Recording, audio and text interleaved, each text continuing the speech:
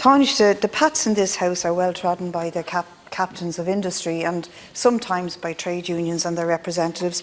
But my question to you, a bit like the question you were asked earlier about meeting the Debenhams workers, which maybe you could just clarify, but I believe you responded positively to that. My question to you would, in the light of the recent High Court judgment, which sent shockwaves through the industries affected by the judgment, would you be willing to meet representatives of construction, of contract cleaning and security, those most affected by that judgment? Margaret, or English? Sure, I'll be taking this question, if that's all right.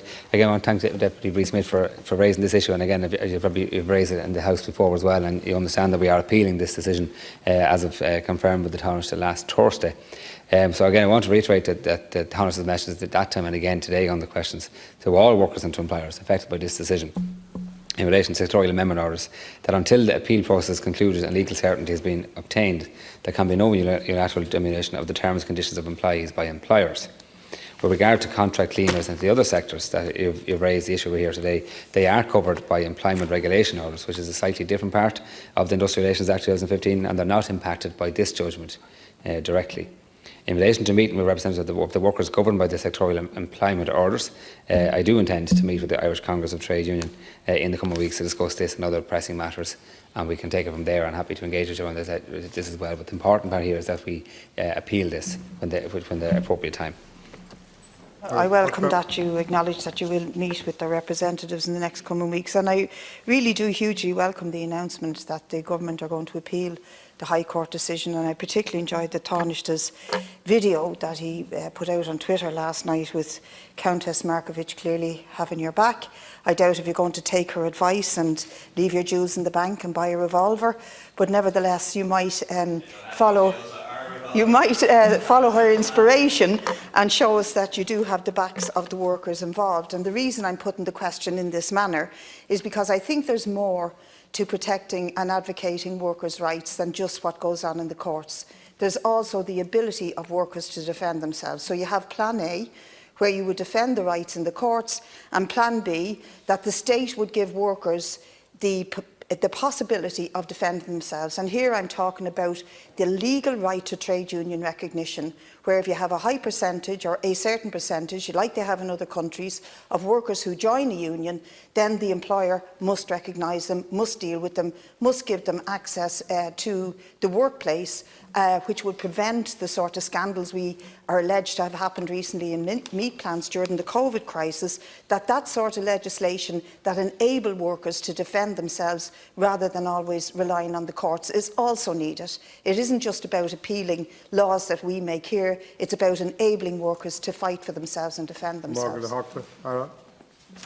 I think, Deputy, it's fair to say that as we've committed ourselves as ministers over the last probably 9 years to proving our work when it comes to industrial relations. I mean, that was quite a big act that came forward in 2015, the Industrial Relations Act 2015, and because we had previous that we had probably 15 or 16 years of discussion around here and legal cases and so on, and we tried to bring certainty to this, and we acted on that with that legislation at the time, and have built on that since, and we've shown absolute commitment. I think the minimum wage has been increased 4 or 5 different times over the last 9 years that we've been involved in government. But certainly when it comes to any cases, we've generally tried to strengthen the position of the employees and the workers, and naturally at all times you try to bring employers with us in that journey too, and to get that balance right, and that's what the legislation was about.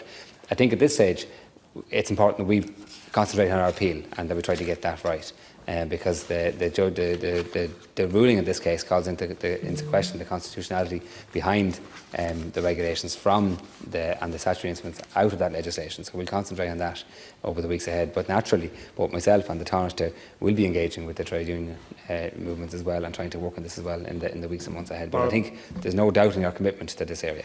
Dr. Smith.